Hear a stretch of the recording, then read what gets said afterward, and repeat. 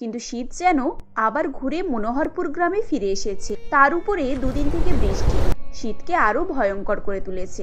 কল্পনা দেবীর বাড়িতে তার দুই নাতি নাতনি চিন্টু ও রিমা একটি সোয়েটার নিয়ে ঝগড়া শুরু করে।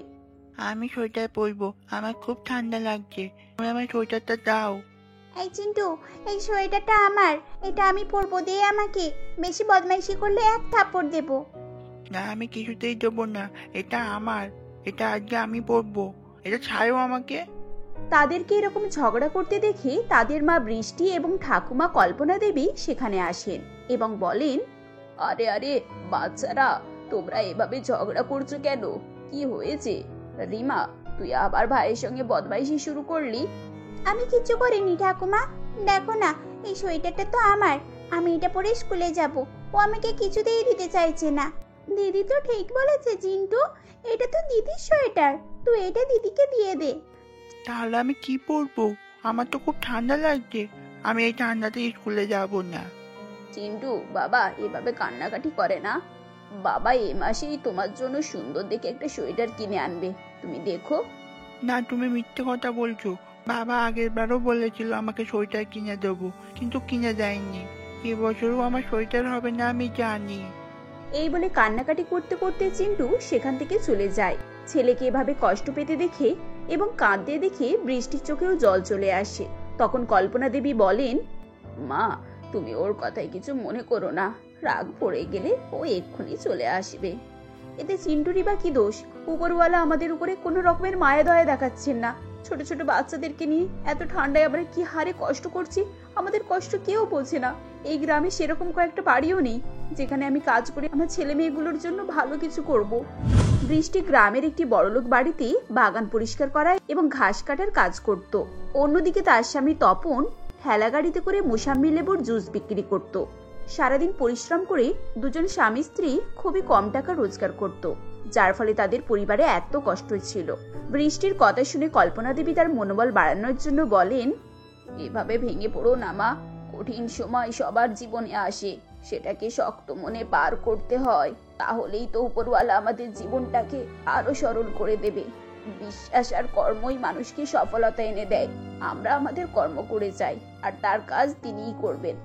কল্পনা দেবীর কথা শুনে বৃষ্টি তার চোখে জল মুছে রান্নার কাজে লেগে পড়ে। রান্নাবান্না হয়ে যাওয়ার পর সে দেখে তপন তখনও বিছানায় ঘুমিয়ে আছে। তখন বৃষ্টি তাকে বলে, এ কি, তুমি এখনো ঘুমিয়ে আছো? আজকে কি বেরোবে না? বেরিয়ে কি বা করবো এত শীতে? কেউ তো মোসাম্বি লেবুর রস খেতেই চাইছে না। এই সপ্তাহে তো ফলগুলো সব পচে নষ্ট হয়ে গেছে।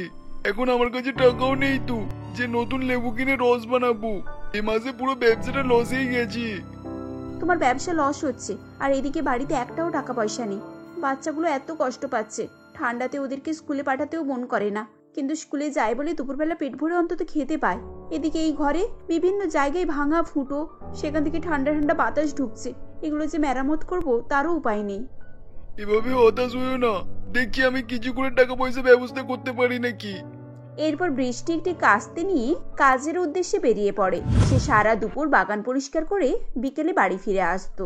সেদিন ঠান্ডায় কাঁপতে কাঁপতে সে বাগান পরিষ্কার করছিল এবং বলছিল, উহু, কি ঠান্ডা বাতাস, যেন কাঁটার মতো ফুটছে।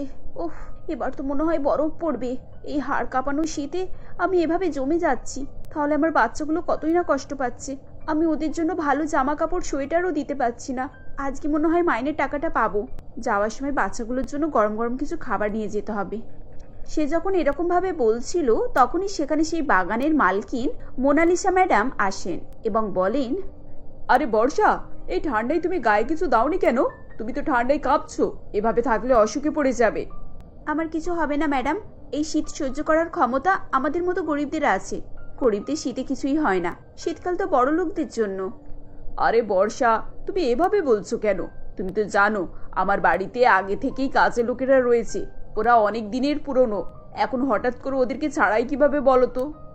না না ম্যাডাম, আমি সে কথা বলছি না। সত্যি আমার এই শীতে কাজ করার অভ্যেস আছে, আমার কোনো সমস্যা নেই, আপনি কিছু মনে করবেন না। আরে না না, আমি কিছু মনে করিনি। এই নাও, এটা তোমার বেতনের টাকা। আর শোনো, তোমার যদি কোনো কিছু দরকার লাগে তাহলে অবশ্যই আমাকে জানাবে, ভুলে যেও না কিন্তু। হ্যাঁ ম্যাডাম, মনে থাকবে। আমার কাজ হয়ে গেছে, আমি এখন আসছি। এই বলে বর্ষা সেখান থেকে বেরিয়ে আসে এরপর সে দোকান থেকে খাবার জিনিসপত্র কিনে বাড়ি ফেরে। অনেকদিন পর সে তার পরিবারকে পেট ভরে খেতে দেয়। খাওয়া দাওয়ার পর তারা একসঙ্গে ঘুমাতে যায়। পেট তো তাদের ভরাই ছিল, কিন্তু এই কনকনে ঠান্ডাতে ছেঁড়া কম্বলে তাদের ঘুম আসতেই চাইছিল না। এরই মাঝে রিমা বলে ওঠে, এই চিন্টু, তো ঠান্ডা পাটি সরা। একে আমার এত ঠান্ডা লাগছে, তার উপরে তুই তো ঠান্ডা পানি আমার গায়ে ঠেকাচ্ছিস। ঠান্ডা তো আমাকেও লাগছে, আমার দিকে কম্বলতে কত বড় বড় ফুটো, এখন অনেক ঠান্ডা হাওয়াও বইছে, আমি তাহলে পা সরিয়ে কোথায় রাখবো? তাদের ঝগড়া দেখে তাদের বাবা তপন বলে, আরে কি হয়েছে? এত মাঝরাতে তোমরা দু বোন ঝগড়া ঝামেলা করছো কেন? দেখো না বাবা, ঠান্ডা পানি আমার গায়ে ঠেকাচ্ছি, আমার তো ঠান্ডা লাগছে। আমি এত করে সরাতে বলছি, কিন্তু কিছুতেই ও শুনছে না। ও তো আমার দিক থেকে সব লেপ নিজের দিকে টেনে নিয়ে নিজের গায়ে দিয়েছে, আর আমার কম্বলের ছেঁড়া ফাঁক দিয়ে হাওয়া বইছে তো, আর আমি পাটা কোথায় রাখবো? বাচ্চাদেরকে এত ঠান্ডায় কষ্ট পেতে দেখে কল্পনা দেবী সেখান থেকে উঠে গিয়ে তার একমাত্র ভালো শাড়িটিকে নিয়ে আসেন এবং সেটিকে দুটুকরো করে ছিঁড়ে দেন। এরপর দুটি টুকরো দুটো নাতি নাতনির গায়ে দিয়ে বলেন, এই দেখো, আমি তোমাদের গায়ে ভালো করে শাড়িটা চাপা দিয়ে দিচ্ছি। এবার তোমাদের আর ঠান্ডা লাগবে না, এবার তোমরা আরাম করে ঘুমাও। এ কি মা, আপনার তো একটাই মাত্র ভালো শাড়ি ছিল, আপনি সেটাকেও ছিঁড়ে ফেললেন। এবার আপনি বাইরে কোথাও গেলে কি পরে যাবেন? মারে, আমার শাড়ি পরে বাইরে যাওয়াটা থেকে আমার ছোট ছোট নাতি নাতনিদের কষ্টটা অনেক বড়। ওদের জন্য আমি একটা কেন 100টা শাড়ি ছিঁড়তে রাজি আছি। দেখ না, শাড়িটা গায়ে দেওয়ার পর কেমন আরাম করে দুজনে ঘুমাচ্ছে। এর থেকে বেশি আর কি চাই বল? পরের দিন সকালে তপন কাজের উদ্দেশ্যে বেরিয়ে পড়ে। সারাদিন এখানে ওখানে কাজ খুঁজেও সে কোনো কাজ পায় না। দুপুরবেলা ক্লান্ত হয়ে যখন সে বাড়ি ফিরছিল, তখন সে তার 2 ছেলে মেয়েকে অজ্ঞান অবস্থায় পড়ে থাকতে দেখে এবং তাদেরকে তুলে বাড়িতে নিয়ে আসে। এভাবে বাচ্চাদেরকে অসুস্থ দেখে কল্পনা দেবী বলেন, এ কি তপন, বাচ্চাদের কি হয়েছে? ওদেরকে এভাবে আনছিস কেন? জানি না মা, আমি যখন ফিরছিলাম তখন রাস্তার উপরে দেখলাম অজ্ঞান হয়ে পড়ে আছি। মনে হচ্ছে প্রচন্ড ঠান্ডার কারণে এনে জ্ঞান হারিয়েছেন। এবার কি হবে? এই বাচ্চাগুলোর তো চিকিৎসার দরকার। হে উপরওয়ালা, তুমি আমাদেরকে দয়া করো। এই ছোট ছোট বাচ্চাদের কেন এত কষ্ট করতে হচ্ছে? আমাদেরকে এই কঠিন সমস্যার হাত থেকে মুক্তি দাও। এমন সময় বৃষ্টি সেখানে আসে এবং তার বাচ্চাদেরকে এরকম অবস্থায় দেখে কাঁদতে কাঁদতে বলে, এদের কি হয়েছে? রিমা, মা ওঠো, দেখো তোমার মা এসে গেছে। বাবা, কি হয়েছে? চুপ করে আছো কেন? কথা বলছো না কেন তোমরা? মা, এরা কথা বলছে না কেন? আমার বাচ্চাদের যদি কিছু হয়ে যায় তাহলে আমি বাঁচবো না।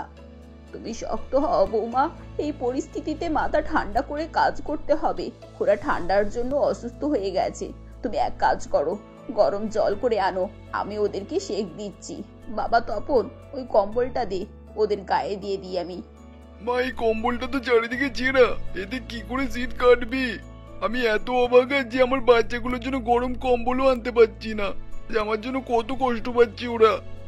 এর মাঝে বৃষ্টির মনে পড়ে যে আজ দুপুরে অনেক ঘাস কেটে জড়ো করে দিয়ে এসেছে। একথা মাথায় আসতেই সঙ্গে সঙ্গে সে বাড়ি থেকে বেরিয়ে পড়ে এবং মোনালিসা ম্যাডামের বাগানে যায়। সেখানে জড়ো করা ঘাসের বান্ডিল তুলে বাড়ি ফিরে আসে। তার হাতে এত ঘাস দেখে তপন বলে, আরে বৃষ্টি, তুমি এখন কোথায় গিয়েছিলে? আর তুমি এই ঘাস নিয়ে কি করবে? তুমি দেখো আমি কি করি, আমাকে যাই করে হোক আমার বাচ্চাদের প্রাণ বাঁচাতে হবে। এরপর বৃষ্টি সেই কম্বল নিয়ে আসে এবং তাতে ভালো করে ঘাস বিছিয়ে সেলাই করে। এভাবে কম্বলটি পুরো ভরাট হয়ে যায় এবং মোটাও হয়ে যায়, যার কারণে আর বাতাস ঢুকতে পারে না। এরপর বৃষ্টি সেই কম্বল নিয়ে তার বাচ্চাদেরকে ঢেকে দেয়। কম্বলের গরমের কারণে কিছুক্ষণ পর বাচ্চাদের জ্ঞান ফিরে আসে। তখন বৃষ্টি বলে, মা দেখুন, এবার থেকে আমাদের আর কষ্ট করতে হবে না। এখন থেকে আমরা প্রত্যেকেই ঘাসওয়ালা কম্বল গায়ে দিয়ে ঘুমাবো। এতে অনেক গরম হবে আর আমাদের কষ্টও হবে না।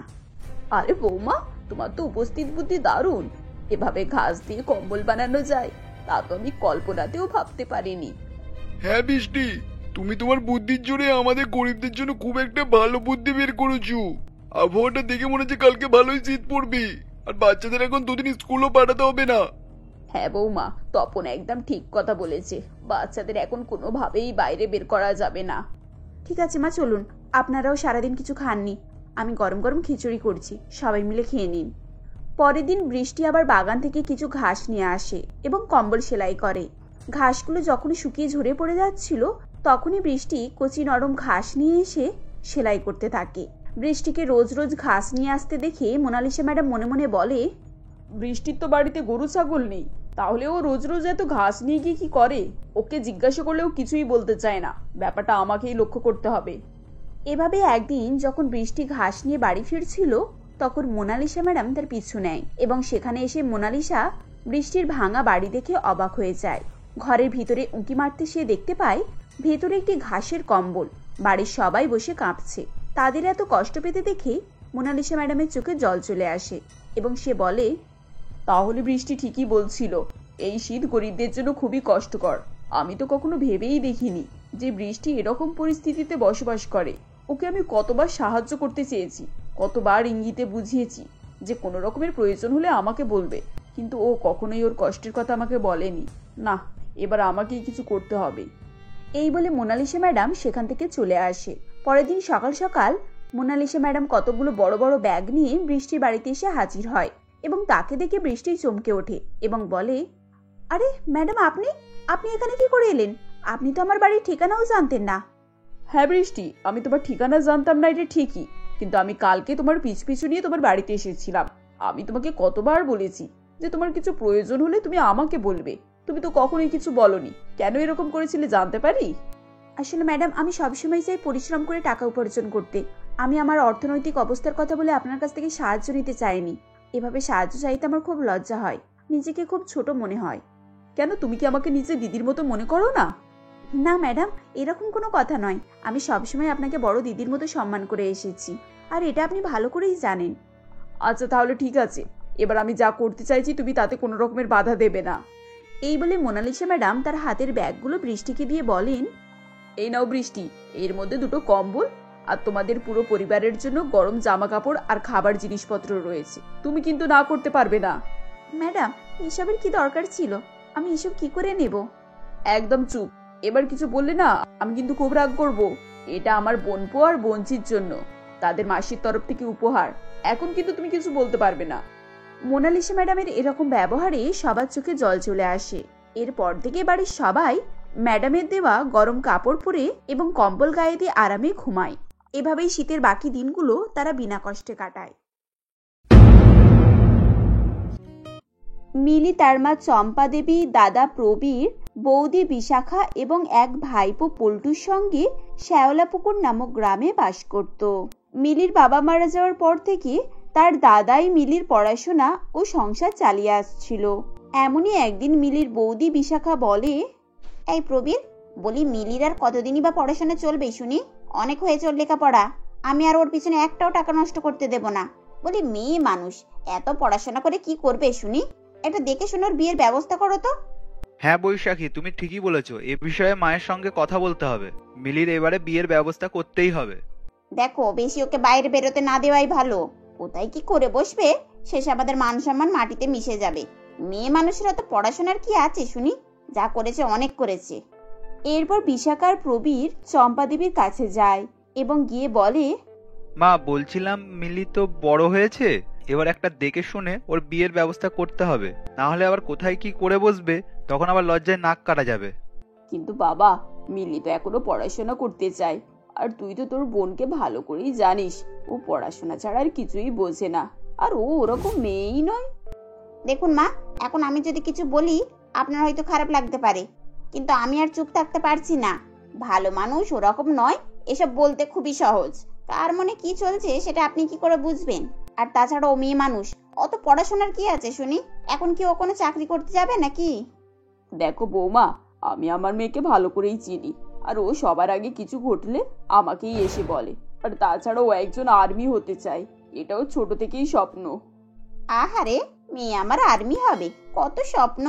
বাপের জন্মে শুনিনি বাপু যে মেয়ে মানুষ আর্মি হবে। আপনাদেরও সব বলিহারি। এদিকে দাদা খেটে খেটে মরছে, আর মার মেয়ে বড় বড় স্বপ্ন দেখছে। হ্যাঁ বিশাখা ঠিকই বলেছে, আমার পক্ষে আর সম্ভব না। এমনিতেও পল্টু ইংলিশ মিডিয়ামে পড়াশোনা করছে, ওর অত খরচ, তার উপরে আবার এত বড় সংসারের দায়িত্ব, আবার মিলিরও বিয়ে আছে। আমাকে তো সব দিকটাই ভেবেচিন্তে করতে হবে, তাই না? দেখুন মা, আপনার মেয়ের চক্করে আমার ছেলের ভবিষ্যৎ আমি অন্ধকার হতে দিতে পারি না। মেয়েকে অনেক লেখাপড়া করিয়েছেন, এবার দেখে শুনে বিদায় করার চেষ্টা করুন। ছেলে বৌমা এভাবে বললে চম্পা দেবীরও কিছু করার থাকে না। এরপর এমনই একদিন সকলে রাতের খাবার খাচ্ছিল। তখন মিলি বলে, মা, দাদা, বৌদি, তোমাদের তিনজনকে আমার একটা কথা বলার ছিল। আমার কিছু না টাকা লাগবে। আমি আর্মির ফর্ম ফিল আপ করেছিলাম, আর এক্সামে আমি কোয়ালিফাই করেছি, কিন্তু ট্রেনিং এর জন্য আমার কিছু টাকা লাগবে। মিলির কথা শুনে বিশাখা বলে, হ্যাঁ হ্যাঁ, তোমার জন্য তো এখানে টাকার কল বসানো রয়েছে। যখনই বলবে তখনই কল থেকে টাকা পড়বে। ওসব নাটক অনেক হয়েছে, তোমার কাল থেকে সবকিছুই বন্ধ। তোমাকে দেখতে পাত্রপক্ষ আসবে কালকে, তুমি তৈরি থেকো। কিন্তু বৌদি, আমি তো এখন বিয়ে করতে চাই না, আমি আর্মি হতে চাই। আর প্রথম পদক্ষেপে আমি পাশ করে গিয়েছি, তোমরা একটু সাপোর্ট করলেই আমি আমার স্বপ্ন পূরণ করতে পারবো। আর দাদার তো ব্যবসা ভালোই চলছে, এটুকু আমাকে সাহায্য করতে পারবে না?